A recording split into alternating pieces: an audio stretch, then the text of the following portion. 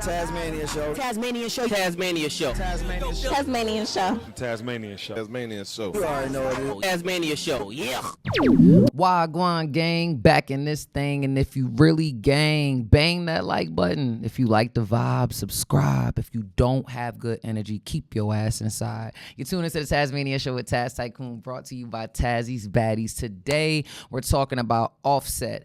The last time that I did an episode on Offset, you know, he had just been in the altercation with Lil Tjay where he was shot. I still don't know all the things about it. Lil Tjay has said things about Offset in the press. Ask Offset. Offset ain't said nothing at all. So today we're going to get into this clip of Offset and his first interview back. It was different because it wasn't, not that I had an expectation of like where Offset was going to do his first interview, but I know that as soon as he got shot, well, after he got shot, he performed in Alabama, and then he was in LA, and this is what he has had to say since being shot. You fucking tragic.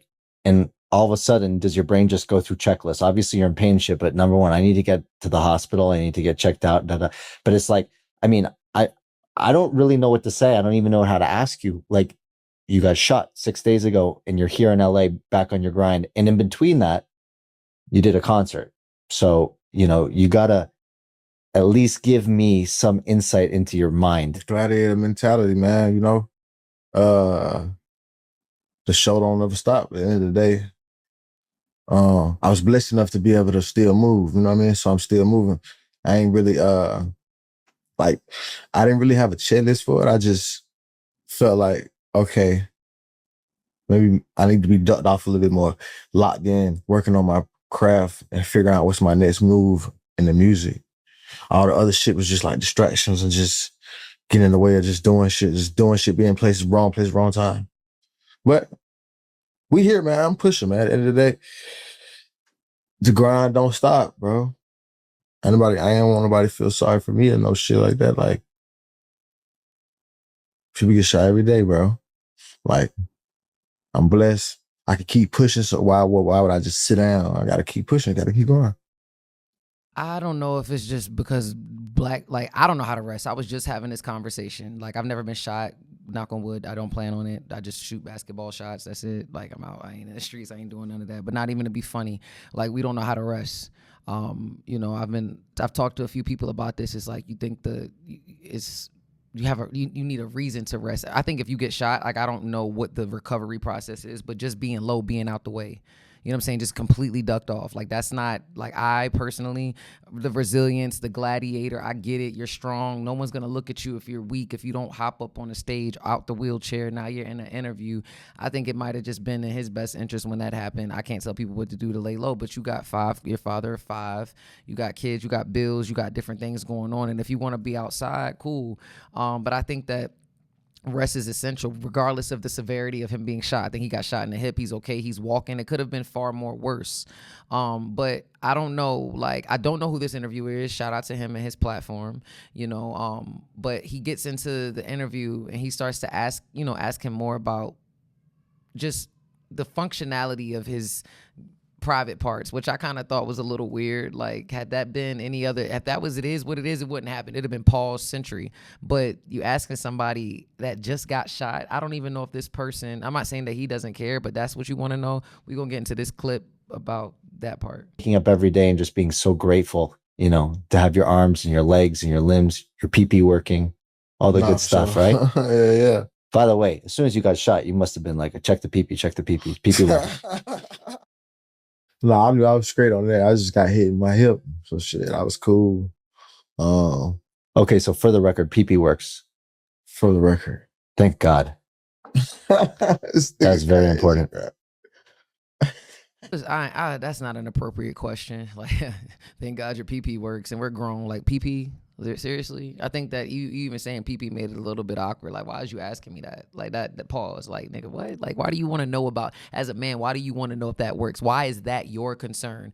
He talked about the limbs and everything. So I don't know. I wasn't, those types of questions, I don't think would have flown. That's not, as a journalist, I'm not going to say it's not, I don't see the relevancy of asking if someone's private part still works or not if you don't have any intentions of using it. I could see if it was a female, You know what I'm saying? But I'm not saying that men can't ask about it, but that was just kind of like a weird question.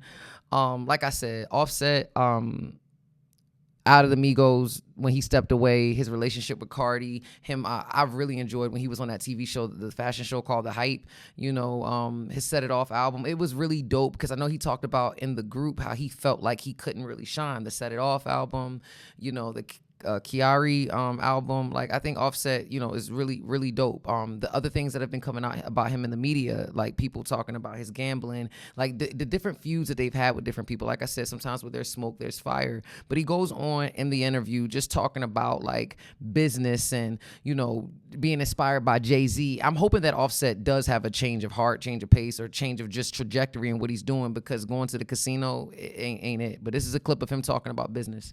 I want to do my shit like Jay-Z. Jay-Z don't really, when he perform, it's a moment. He's too rich to do shit. Right? You see what I'm saying? But like he's doing a new for his albums, for the 20th anniversary of his albums. But it's fire because it's a moment. You don't know the next time you're gonna see this nigga perform. But he also sitting at home, bringing in What a watch collection he has. crazy. Because of the businesses though. And I just feel like if I look at my peers, right? Not my peers, of the generations before me, there's only 3 of the Jay-Z's. It's Nas. He's before my time. So technically, like my time, not trying to diss nobody, Atlanta.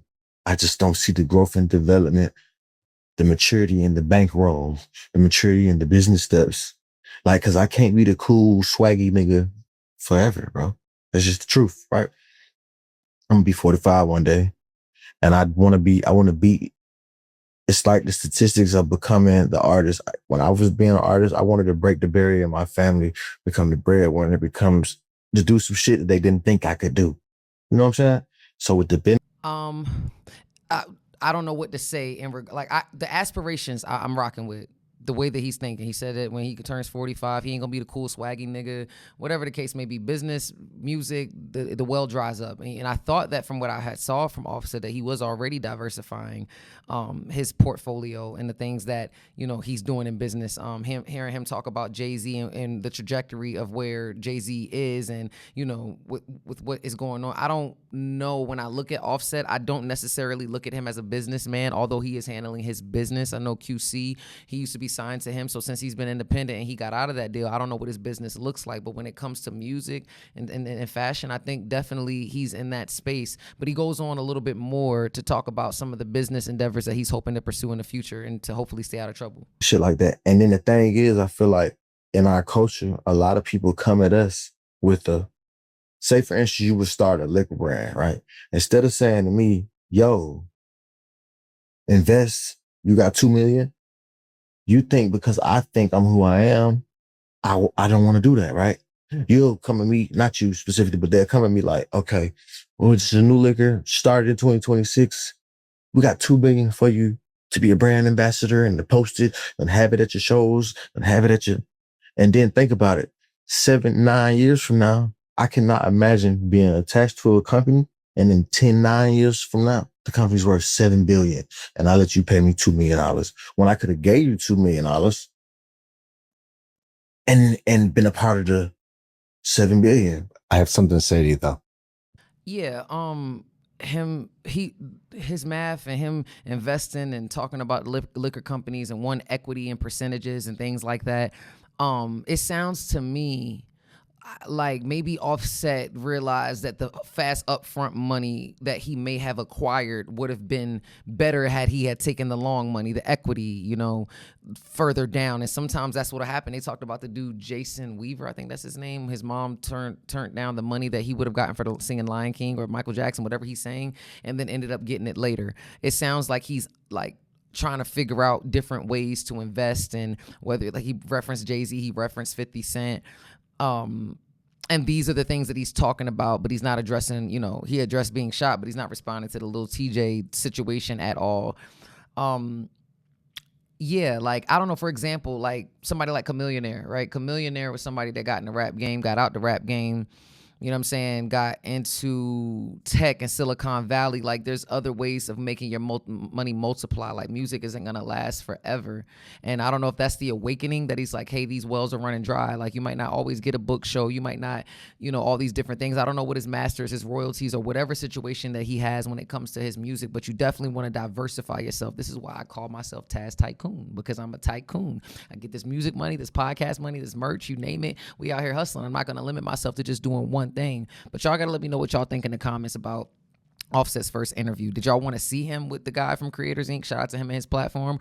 Or do y'all want to see him go to the Breakfast Club, you know what I'm saying, or go to the Joe Buttons or wherever? I mean, because he did that at the beginning of his press run. I just don't know where Offset's going to go from here. But let me know what y'all think in the comments. If you really gang, bang that like button. If you like the vibe, subscribe. If you don't have good energy, keep your ass inside. You're tuning into the Tasmania Show with Taz Tikoon, brought to you by Tazzy's Baddies. Let's grow. Tikoon running up the score, Tazzy's Baddies on the floor. And that ass is super fatty, call me Zaddy, throw some more. Super nasty, she a savage, slaughter, fuck her like a whore. Popping bottles, foreign models, Tikoon on the world tour. Shorty, what you bad for? Turn this to a hit-a-thon, damn, all your bitches bad, tell them they can come along.